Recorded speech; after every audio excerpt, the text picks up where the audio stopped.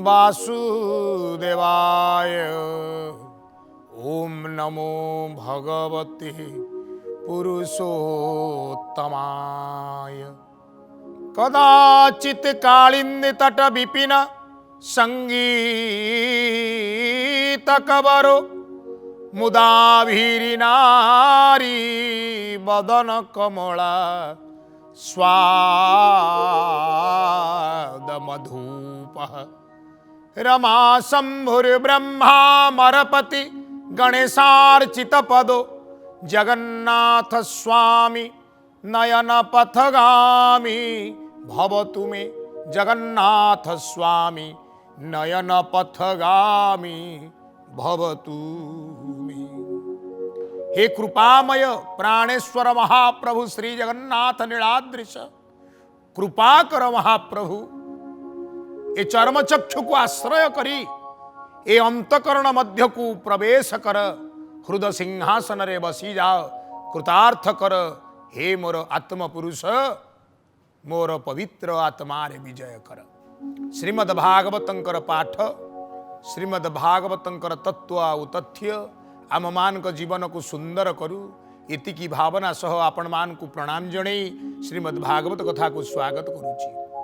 माँ माने मोर बापा माने संसार भितरे आनंद रे रहिवार सूत्र भगवान स्वयं मातांक सहित कथोपकथन शैली रे जणाउचंती। तृतीय स्कंदंकर 28तम अध्याय में पाठ करुचे।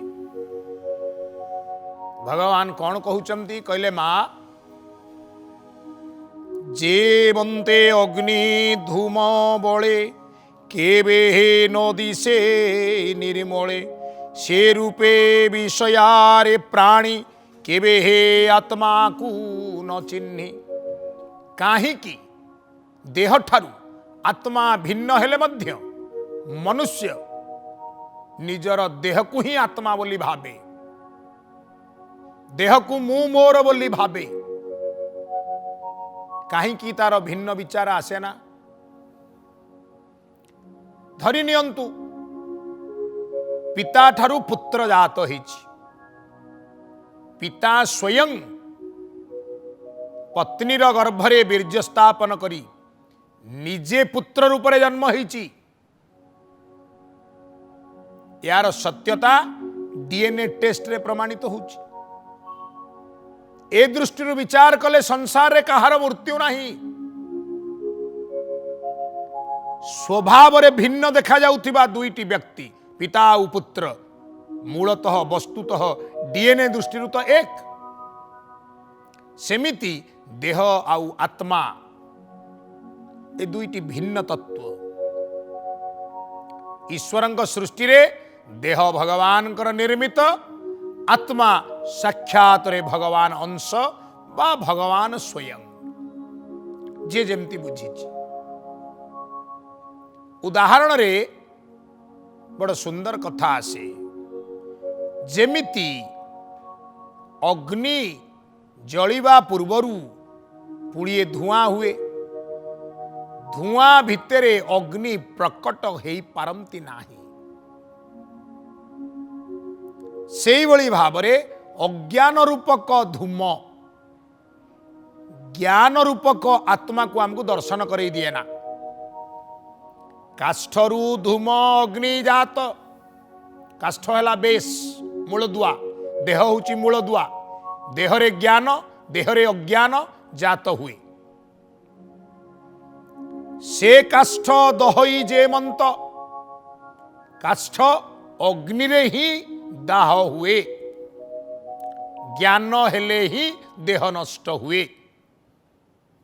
अज्ञान अर्थात धूमरे धुआं काठ पुड़े ना।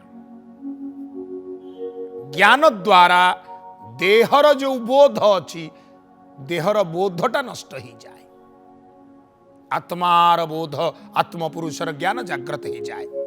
अज्ञान ज्ञान जात होई धूमरु अग्नि जात हेबा परी देह मोर, संसार मोर, संपत्ति मोर, प्रतिष्ठा मोर, ए प्रकारर अज्ञान रु धीरे धीरे ज्ञानर उद्रेक हुए। नाई नाई ए सब मोर नुहे, जमी पूर्वर थिला जेजेबापांकर बापांकर बापांकर तापरे जेजेबापांकर ही बापांकर ही एबे मोर हेची मु चली जीवी मो पिलांकर हबो जमी सेमती अच्छी केते पुरुष गलेनी रेकर्ड खाली चेंज होउची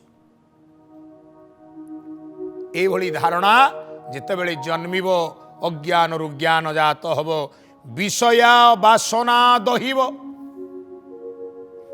विषयगत वासना मोर मोर बोली जा अरे मोर केमती हला बापांकर थिला जेजे बापांकर थिला एबे मोर हेची काली सकाळे पुणी मो पुअर हब ये मोर नुह तेणु कुहागला बाट कड़े बरगछटी बरगछ तले छाई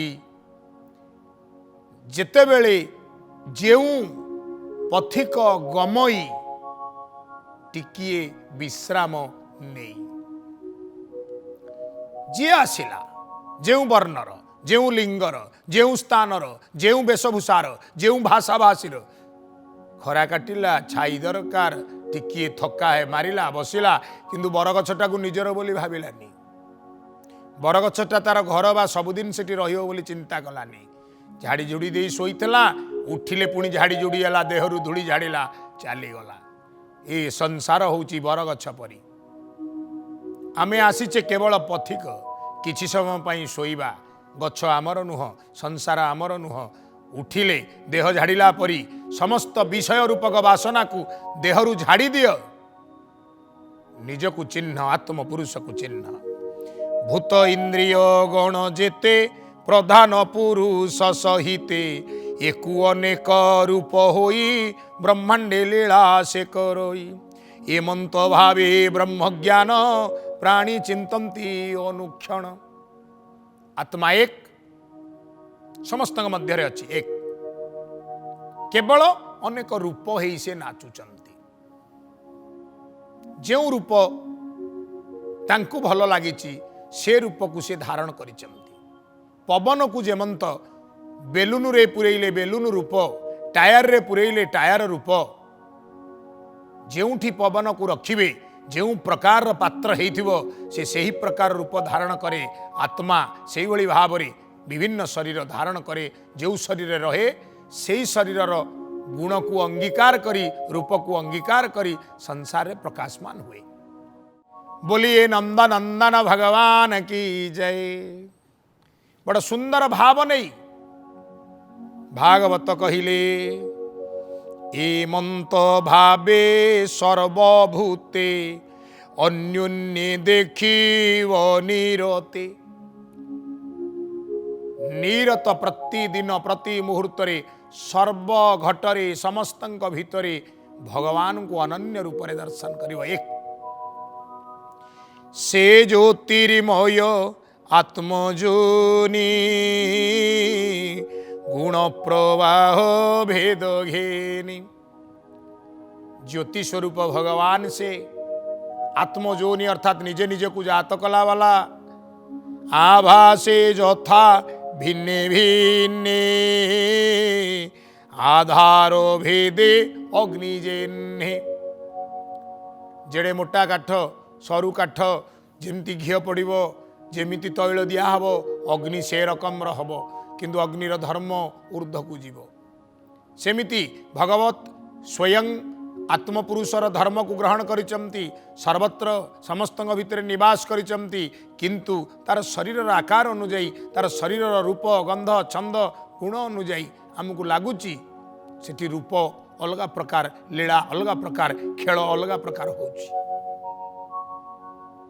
अग्नि जेमिति आधार पाइले तार स्वरूप को बदलई दउची पाळगदारे निया लागिले जेमिति अग्नि हब यज्ञ रे अग्नि सेपरी हेब नाही सत सत आत्मा से ही ता बिनु अन्य केही नाही आपण जेमती बुझचंदी बुझंतु सत बुझंतु असत बुझंतु किंतु असतर सेठी स्थान नाही से ही से तांको बिना केही नाही परम भक्ति भाव एही माँ सर्वांतर रे सर्वांतकरण रे परमात्मा को दर्शन करवा हूँ परम भक्ति परम भक्ति भाव एही ए भावे चिंत मन देई तेबे संसार तरिब श्रीकृष्ण चरण लभिब भो मात साध एहि जोग हेले तरिब घोर दुर्ग।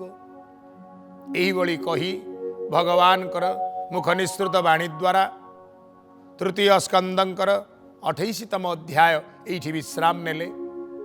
29तम अध्याय रे प्रवेश हैला। देवहूति पचारुचंती रे पुत्र तू तो भगवान स्वयं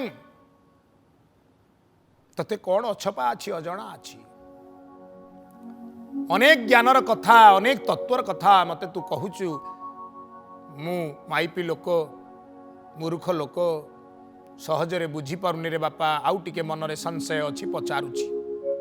देवहूति पचारुचंदी भोनाथ प्रभु भगवान कह तू परमार्थ ज्ञान जे ज्ञाने भक्ति प्रकाश अज्ञान तिमिर नाश। ज्ञानर कथा तो कहिलु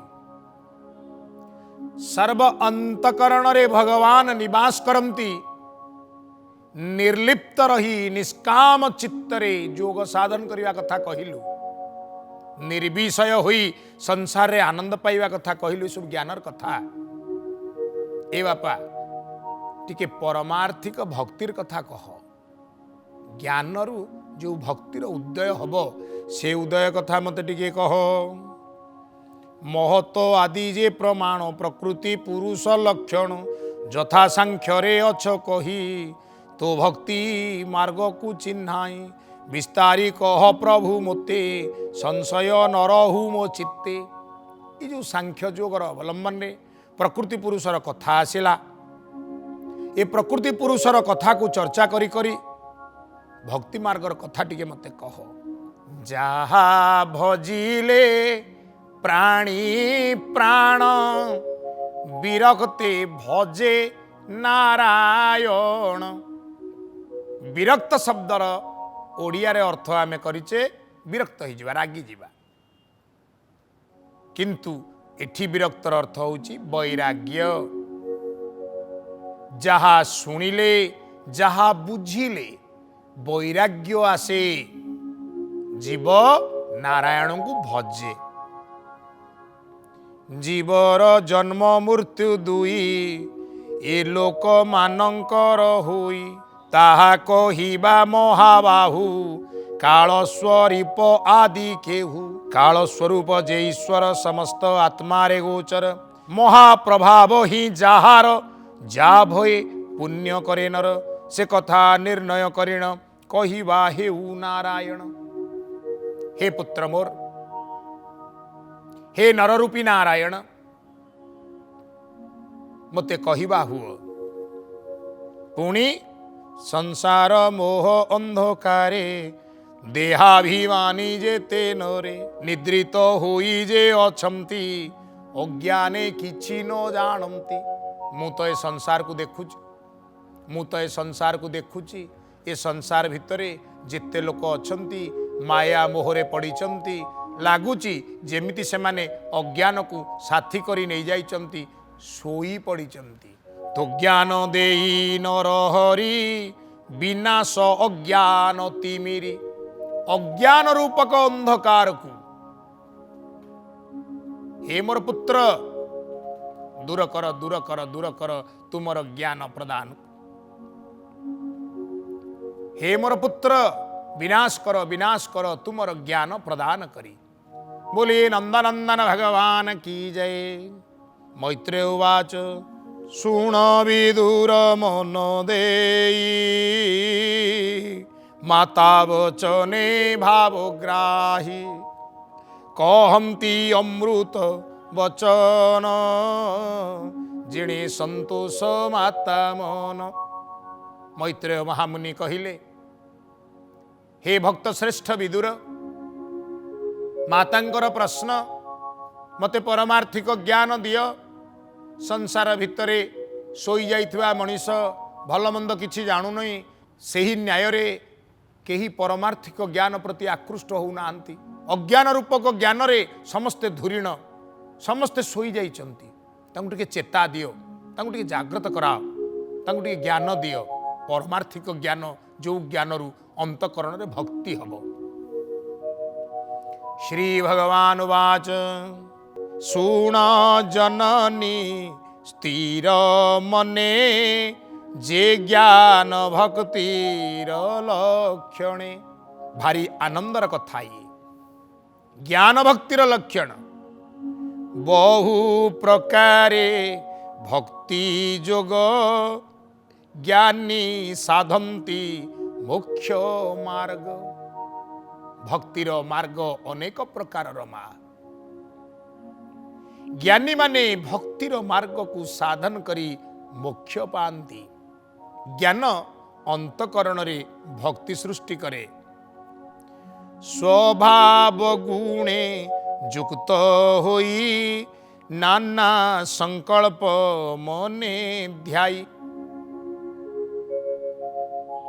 निज निजर स्वभाव अनुसारे मन मध्यरे संकल्प आउ विकल्प को धारण करी सेमाने भक्तिर साधन करती।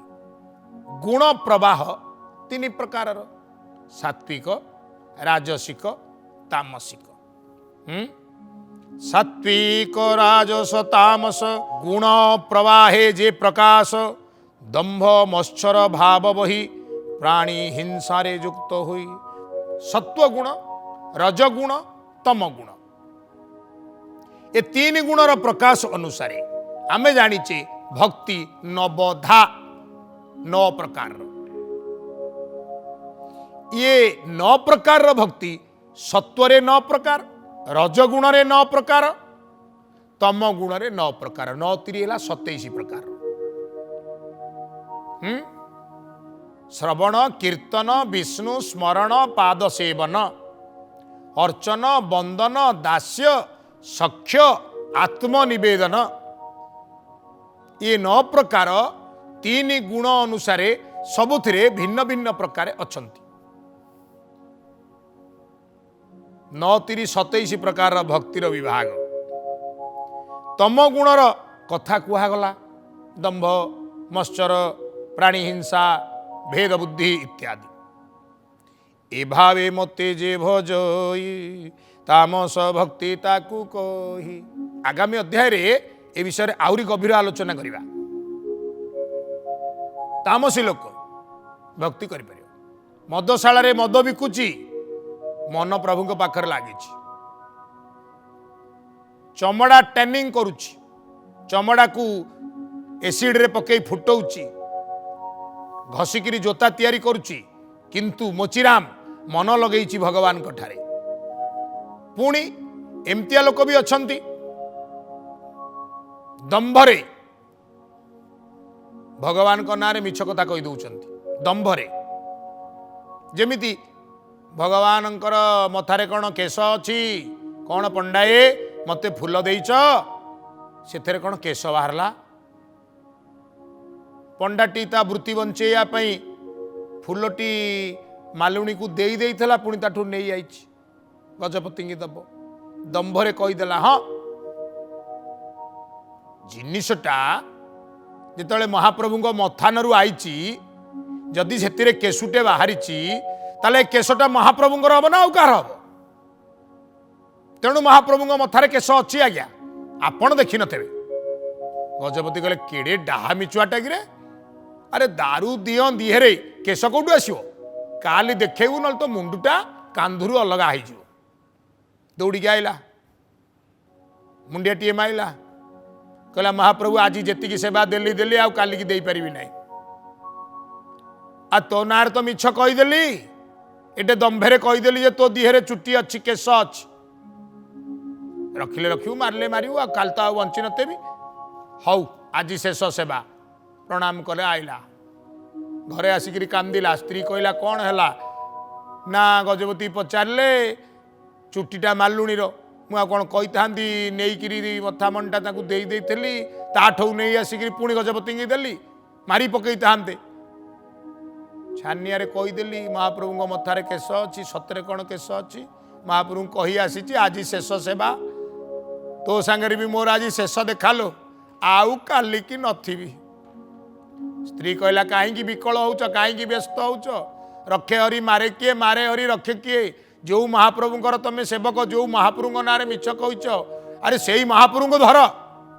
स्वामी स्त्री दी जन जाक प्रेमर दी टोपा लुह गड़े जगन्नाथ मूर्ति टे घरे थला कुंडे पकई कहले महाप्रभु कर्तुम अकर्तुम अन्यथा कर्तुम समर्थ।